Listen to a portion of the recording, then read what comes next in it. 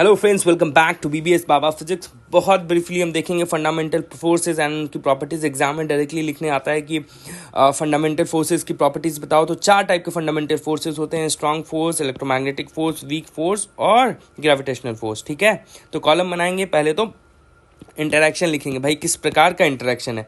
Strong, EM, weak, gravitational. Right now, इससे particle कौन कौन से इफेक्ट होते हैं। स्ट्रॉन्ग फोर्स क्या? Production of strange particles. Strange particle में स्ट्रॉन्ग फोर्स होता है, जिसमें के मोशंस जो है स्ट्रेंज पार्टिकल्स है, हाइपरॉन्स जो है स्ट्रेंज पार्टिकल्स है।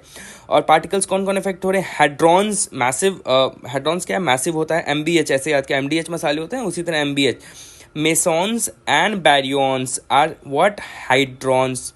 मेसॉन्स और बैरियॉन्स जो है दोनों हेड्रॉन्स होते हैं। ठीक है, तो मेसॉन्स एंड बैरियॉन्स आर हेड्रॉन्स। तो स्ट्रॉन्ग फोर्स से कौन अफेक्ट हो रहा है? हेड्रॉन्स अफेक्ट हो रहा है। ठीक है, स्ट्रॉन्ग फोर्स कहाँ लग रहा है? प्रोडक्शन ऑफ स्ट्रेंज पार्टिकल्स, के मेसॉन्स, हेड्रॉन्स में। ठीक है, नाउ रेंज क्या है?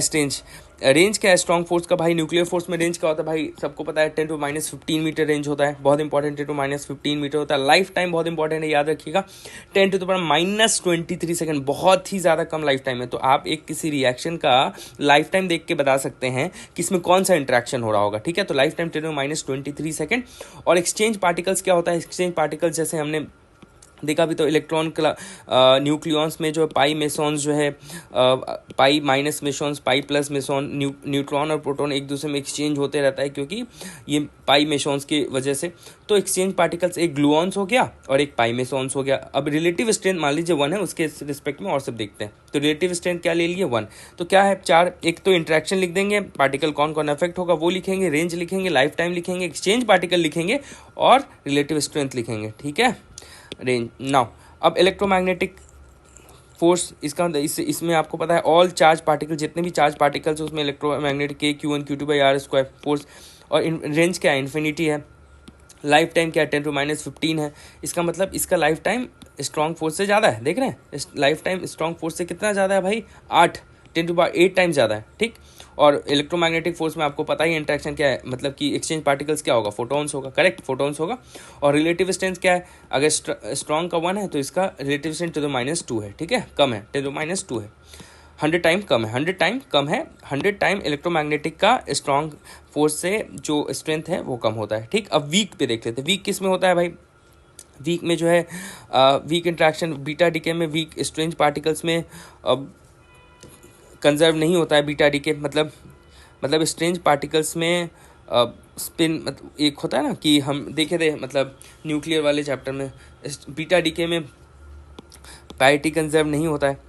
तो ये सब ठीक है। तो वहाँ पे बीटा डीके में बेसिकली हो क्या रहा है? बीटा डीके में जो है आपका वीक इंटरेक्शन के थ्रू होता है। Beta decay, DK of strange particle. अगर स्ट्रेंज पार्टिकल जो है डीके कर रहा है तो वो वीक इंटरेक्शंस के थ्रू होता है। पर अगर स्ट्रेंज पार्टिकल का फॉर्मेशन हो रहा है तो वो स्ट्रॉन्ग इंटरेक्शन के थ्रू होगा। तो ठीक है, बात समझ गया।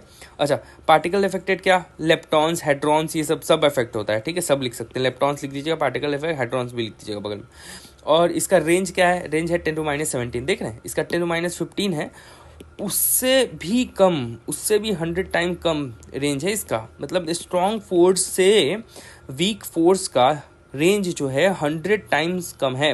लाइफ टाइम जो है इसका बहुत ही ज़्यादा है। लाइफ टाइम इसका स्ट्रॉन्ग से भी ज़्यादा है, ईएम से भी ज़्यादा है।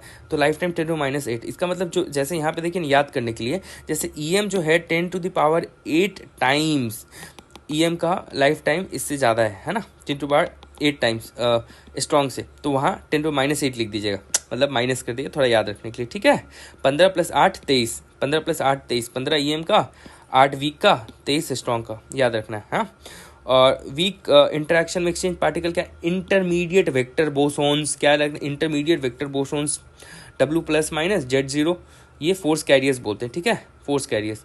अब इसका रिलेटिव स्ट्रेंथ क्या है? बहुत कम है यार, 10⁻13 है, 10⁻13 है। अच्छा, अब आप देखते हैं ग्रेविटेशनल का तो सब पता है, ऑल मास पार्टिकल, जिसके पास भी मास है तो all particles will be affected. Range वही इलेक्ट्रोमैग्नेटिक की तरह है, इन्फिनिटी। और इसका कुछ लाइफ टाइम, कुछ डैश दे दीजिएगा, कुछ नहीं है इस टाइप का।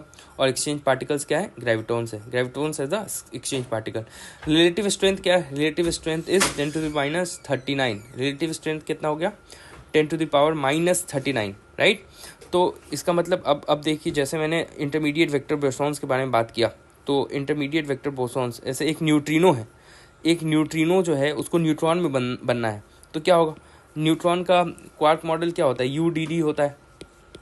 तो अगर वेक्टर बोसॉन जो है, इंटरमीडिएट वेक्टर बोसॉन्स है W+, अगर इसमें चला आ जाए तो हट जाए, मतलब कि अगर न्यूट्रिनो से W+ हट जाए तो न्यूट्रॉन बन जाएगा। न्यूट्रॉन बनेगा तो क्या होगा कि ये इलेक्ट्रॉन और ये प्रोटॉन। तो ठीक है, इसका मतलब क्या, न्यूट्रिनो से W+ अगर निकल जाए, न्यूट्रिनो से अगर W+ निकल जाए तो क्या, न्यूट्रॉन, और न्यूट्रॉन फिर जो है इलेक्ट्रॉन प्लस प्रोटॉन। मतलब कहने का सेंस क्या है कि न्यूट्रिनो से W+ जो है वेक्टर बोसॉन निकल जाए, मतलब कि न्यूट्रॉन में आ जाए।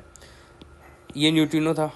रिएक्शन क्या होता है, देखिए, neutron plus neutron is equal to, ऐसे करेंगे तो प्रोटॉन आएगा और यहाँ β- और एंटी न्यूट्रिनो। ठीक है, अब इसको इधर ले आए तो neutrino plus neutron plus proton plus β-, right. अब ये हो कैसे रहा है, हो रहा है मतलब कि यहाँ न्यूट्रिनो से W+ इंटरमीडिएट वेक्टर बोसॉन निकल जाए, है ना, और इसमें न्यूट्रॉन में चला जाए तो हमारा प्रोटॉन और इलेक्ट्रॉन माइनस बनता है। ठीक है, ये आप लिख दीजिएगा, इतना बहुत काफ़ी है वेक्टर इंटरमीडिएट वेक्टर बोसॉन्स। सो आपको निमोनिक की तरह थोड़ा याद करना क्या है, स्ट्रॉन्ग का 10⁻15 याद ही रहता है, और इलेक्ट्रोमैग्नेटिक का इन्फिनिटी है, और 100 टाइम्स वीक कम होता है, मतलब 100 गुना कम है स्ट्रॉन्ग से। तो ऐसे याद है, 100 गुना कम है तो 10⁻17 हो गया। लाइफ टाइम 10⁻23, इसका एक का याद रख लीजिए, 10⁻23 स्ट्रॉन्ग का है, और EM का क्या है, 10⁸ टाइम्स ज़्यादा है, 10⁸ टाइम्स ज़्यादा है, तो क्या हो गया 10⁻15। अब और 10⁸ आया तो -8 कर दीजिए तो वीक का हो गया। ठीक है, exchange particle gluons, pi mesons, photons, intermediate vector bosons, force carriers, gravitons. ठीक है, रिलेटिव स्ट्रेंथ 1, और इलेक्ट्रोमैग्नेट 2, 10⁻13, 10⁻13 ऐसे याद रख सकते हैं। जैसे 2 + 1 3, 3 × 13 39, मतलब वैसे आपको एक साथ लिखना है ना तो याद रहेगा।